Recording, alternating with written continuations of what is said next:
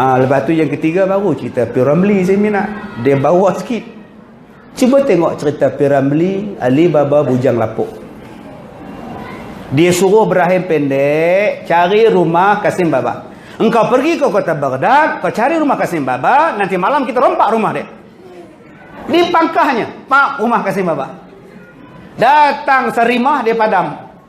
Dia pangkah dekat toilet. 40 penyamun datang malam tu. Cip, ini rumahnya Cip. Kecil gila itu dia. Apa lagi kasih pecah lah. Akhirnya dipecah toilet. Habis taik naik ke muka, naik ke badan, habis kotor. Apa analogi P.Ramlee?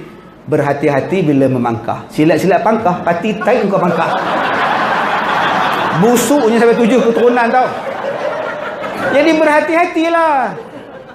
Malam besoknya pula dia suruh pula tu Rahim Jepun tu pergi cari rumah Kasim Baba. Tak guna menyeberang pendek, di pangkahnya tandas. Rahim dia pergi pangkah semua rumah di kota Baghdad. Nak rompak apa? Celaka punya Mama Tarasan. Rumah habis di pangkahnya. Balik, tak boleh rompak. Dia nak bagi tahu apa pada kita? Kalau tiap-tiap hari bercakap politik pun, apa faedah pada kita?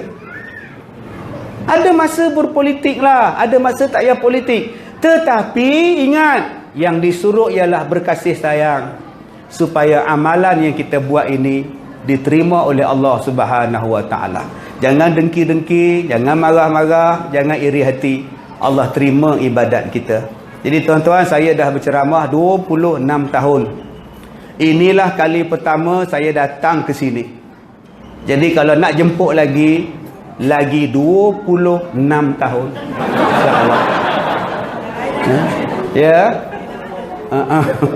Baik, cukup sekadar itu. Tidak ada soal jawab. Tak ada benda nak soal pun. Saya dah ceramah 1 jam 45 minit. 1 jam 45 minit. Terasa tak? Memang tak terasa. Bukan tuan-tuan cakap. Yang terasa saya. Tuan-tuan terasa apa? Udah bertepuk. Orang lain dah habis gelak, dia tak habis lagi. Astaghfirullahalazim. Jadi tuan-tuan dapatkanlah buku saya tu yang baru saya lancarkan di Pesta Buku baru ni. Tak faham sudah. Ini tagline yang sangat terkenal saya buat. Dengan komentarnya UKE jawab. Ada di 2 gerai tu. Dengan kismisnya, dengan kopiah saya, Kazim lah, dengan ubat lah. Semuanya ada, tuan-tuan boleh beli. Ni adalah sedekah untuk sekolah saya, Pusat Pendidikan Al-Barakah di Manjui.